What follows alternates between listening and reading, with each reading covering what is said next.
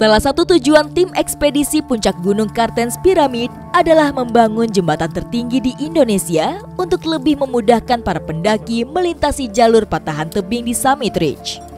Sebelumnya, memang sudah ada jalur Tyrolean untuk menyeberangi patahan ini. Pada tahun 1992, Rock Hawk, tim Adventure Consultant, dan Mapala UI adalah tim pertama yang memasang tali penyeberangan. Kemudian disusul oleh tim dari Wanadri dengan menggunakan tali baja.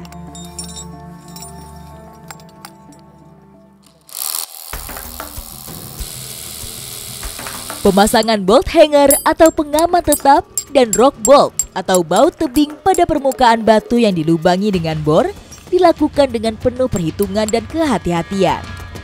Kartens Pyramid dan pegunungan-pegunungan tengah pada umumnya didominasi jenis batuan gamping limestone dan terdapat formasi karst paling tua.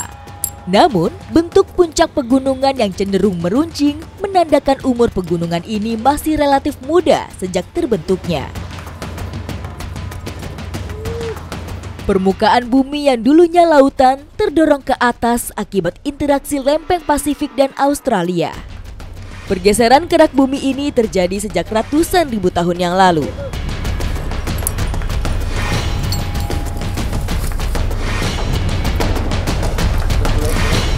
Pembuatan jembatan dari 3 kabel baja ini mengadopsi teknik hauling dengan zat sistem untuk menarik seling bajanya.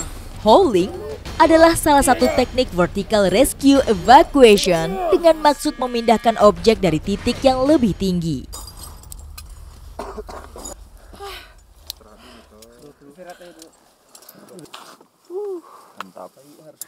Pencapaian saya dan teman-teman kali ini bukan hanya menuju puncak, tapi kami ingin mempersembahkan jembatan pada dunia.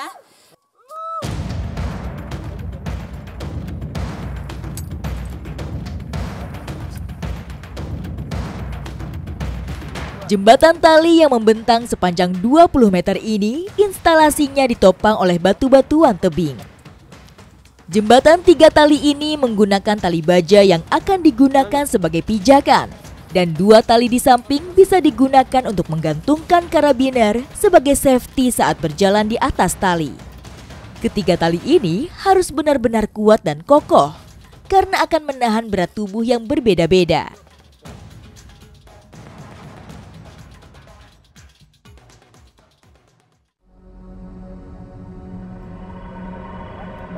Sementara sebagian tim membangun jembatan, saya dengan beberapa orang dari tim ekspedisi akan melanjutkan perjalanan menuju puncak Kartens Pyramid. Sungguh luar biasa. Ini benar-benar pengalaman yang sangat seru dan juga menegangkan. Jantung saya tak berhenti berdebar. Melintas patahan di antara 2 tebing berjarak 20 meter ini merupakan bagian paling menegangkan.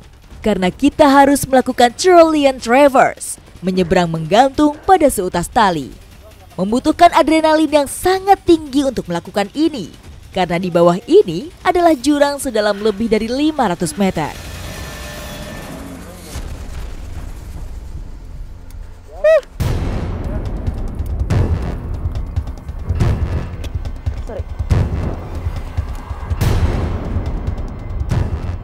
Sang surya mulai tenggelam saat saya selangkah lagi menggapai puncak gunung tertinggi di Indonesia ini. Rasa lelah yang mendera tubuh tidak menjadi hambatan karena semangat yang menggelora dan rasa antusias yang tiada duanya. Ketika bernafas pun sulit karena oksigen yang semakin tipis. Kaki ini tak henti melangkah karena puncak sudah di depan mata.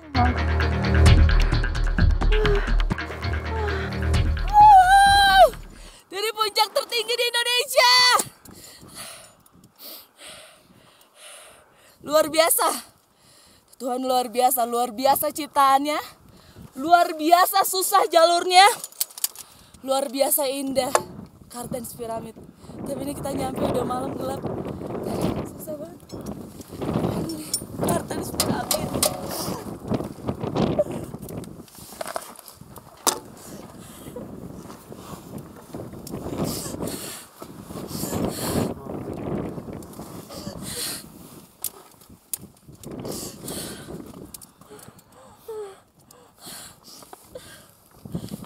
jalannya susah banget.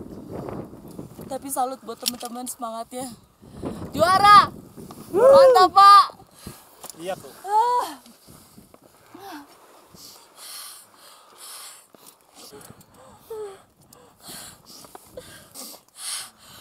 Kartens!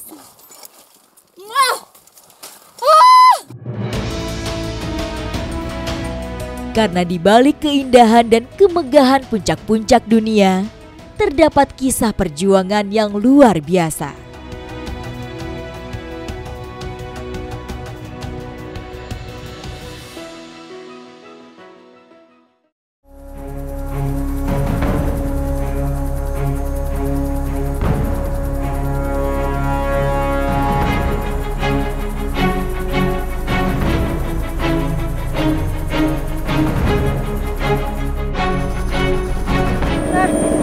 Nggak tahu kita bisa turun atau enggak, bisa landing atau tidak, karena memang cuacanya seperti ini. Saya mendengarnya aja merinding, saya pengen nangis karena salju di daerah tropis, apalagi di Indonesia ini menghilang.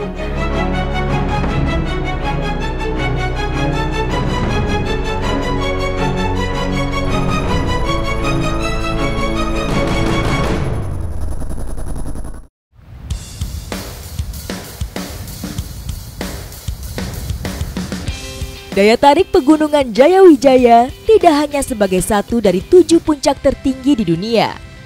Di pegunungan ini juga terdapat salju abadi sebagai satu-satunya yang tersisa di jalur Khatulistiwa.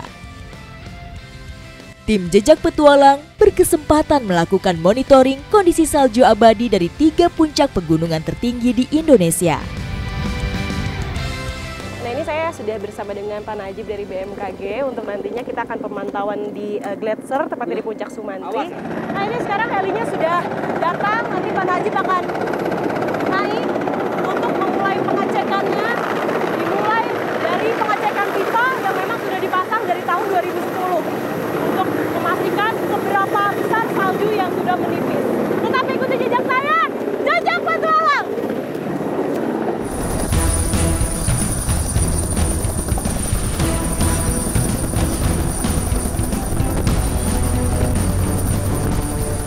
Udah detik-detik menuju lokasi, kita harus benar-benar safety, pengaman harus dipakai seperti safety belt dan juga nanti, nah ini tutup telinga karena helikopter ini agak bising suaranya dan kalau di ketinggian juga tekanan udaranya semakin tinggi, jadi harus pakai.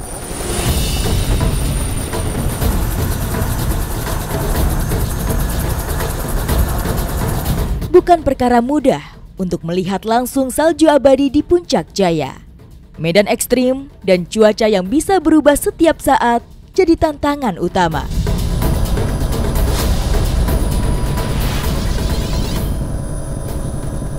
Di depan mata saya adalah puncak Kartens yang menjadi Seven Summit dunia. Saya bisa lihat dari sini, tapi sayangnya cuaca yang memang di luar prediksi agak sedikit berawan, jadi agak sulit untuk melihatnya. Awan tebal menyelimuti sekitar wilayah Pegunungan Jayawijaya, tepatnya di sekitar Puncak Sumantri, Puncak Soekarno, dan Puncak Kartens. Nah, ini kita nggak tahu kita bisa turun atau enggak, bisa landing atau tidak, karena memang cuacanya seperti ini. Jadi mungkin nanti akan ada plan kedua, apakah kita bisa mendekat atau tidak. Cuaca yang cepat berubah membuat misi pemantauan salju abadi kerap terhambat. Saat ini cuaca tidak mendukung untuk landing ataupun flyover mendekati salju.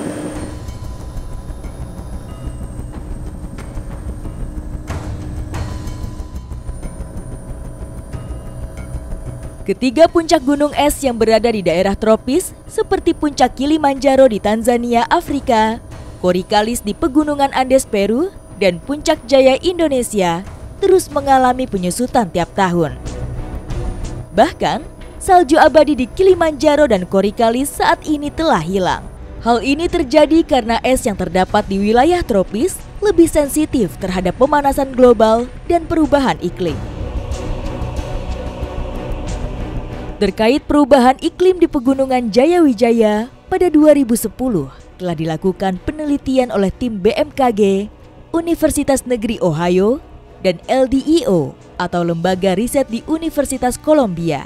Kegiatan yang dilakukan adalah ice core drilling.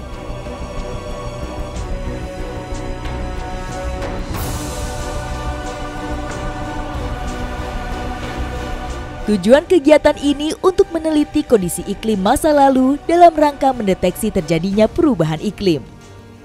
Tim melakukan penelitian di puncak pegunungan selama 2 minggu dengan membawa berbagai perlengkapan. Salah satu yang terpenting adalah lemari pendingin agar sampel es yang diambil tidak mencair. Sampel es kemudian dibawa ke Universitas Negeri di Amerika Serikat untuk diteliti kandungan isotop oksigen dan unsur lainnya. Hasilnya menunjukkan pemanasan global terekam.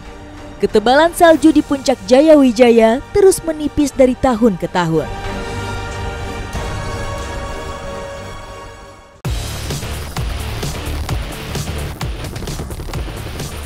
Saya bisa melihat di sini saljunya memang masih tebal, tapi di 90%